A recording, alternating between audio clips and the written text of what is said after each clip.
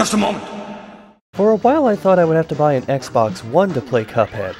Then Microsoft threw it and every other Xbox One game I might care about onto PC, so that's not happening anytime soon. Then I remembered my PC is badly outdated, but fortunately Cuphead runs smoothly on it, so this video can be done properly. Thanks, Unity Engine!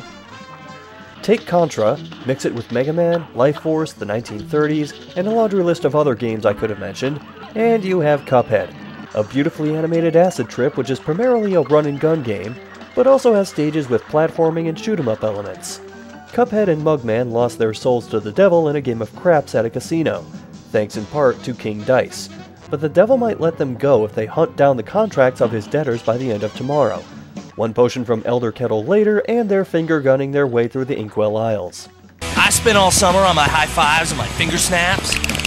I could spend the next few minutes gushing about how gorgeous this game looks, but I assume that if you're watching this, you probably have eyes. The animation and art style particularly stand out now when the overwhelming majority of games, and several animated shows, don't use frame-by-frame hand-drawn animation, so on looks alone it's far different from, for example, computer-generated imagery and pixel art. The sound stays consistent with the animation too, primarily sticking to jazz, ragtime, big band, and barbershop quartet music, and voice clips recorded and edited to sound like they're from the old days. If it interests you at all, I highly recommend getting the soundtrack. Though I spent half a decade or so playing jazz in school, so I'm a little bit biased. As smooth as the animation is, the controls are just as fluid, responsive, intuitive, and easy to get the hang of. Or just remap the controls, even if you play on a keyboard like I do. I only mention that because the reaction I tend to get is something like this.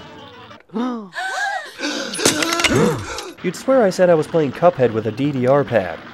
By the way, that does exist. As for the gameplay, fantastic. Most stages are either a run-and-gun section or a boss fight.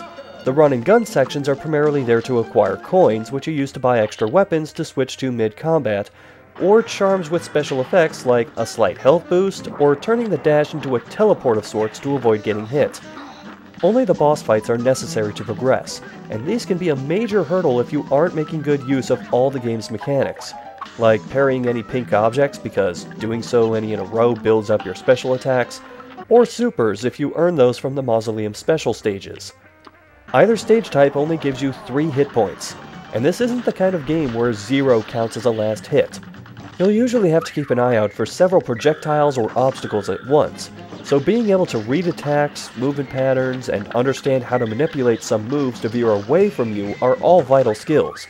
If you're not used to this, you'll die several times. If you are used to it, you'll die several times, because the attack patterns for each boss have a slightly random element to them.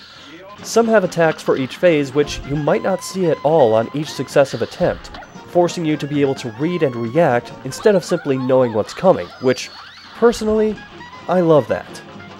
Each death also brings up a screen displaying how many phases you've made it through and how close to the end you were, which can be either motivating or taunting, depending on how cynical you are. Fortunately, most bosses have really obvious tells for what attack they'll do each time. Whenever I got stuck, it was usually because I was blatantly ignoring an easy way to get out of trouble, or I was stubbornly using weapons not suitable at all for certain stages. If you're struggling though, there is the simple option, which cuts down some attack patterns and sometimes omits entire phases from certain encounters, at the price of not being able to collect soul contracts and progress through each aisle. I could be a jaded old man and say that people complaining about this game have been coddled by playing games where you can get shot in the head several times and be perfectly fine by curling into the fetal position for a few seconds, but I think it's more a mix of legit difficulty and misinterpretation. Misinterpretation in that the popular notion is that death in a game is always a mark of failure. In games like Cuphead, it's more so a part of the process of figuring out how to approach each boss or stage as they reach certain phases. And there was also that study showing that people who only play certain types of games have some parts of their brains more active than other sections used by different game genres. Not saying that's the case for everyone, just perhaps those who react to dying in Cuphead like it just ran over their dog right in front of them. Seriously people, calm down, it's a goddamn game. It can still be demanding and asking you to execute on each phase of a fight, but outside of a couple instances, it was always down to something I did wrong and not the game being unfair. I'd say a little over half of my deaths were either in the early goings, or right after a phase change or new attack was introduced, and the rest were mostly me making dumb mistakes. Part of the trade-off of being more difficult is the sense of accomplishment that comes with each victory. Whereas I could blast through room after room, stage after stage, or boss after boss of some games and not feel like I'm really achieving anything, in Cuphead Beyond Inkwell Isle 1, I was not only making progress with each stage, but actually felt like I was making progress every time the word knockout or bravo flashed across the screen. Even though it can be frustrating at times, I love Cuphead, and I'm anxious to see what MDHR's next move is since they said they weren't done with Cuphead yet. I think the only logical next step is Carthead.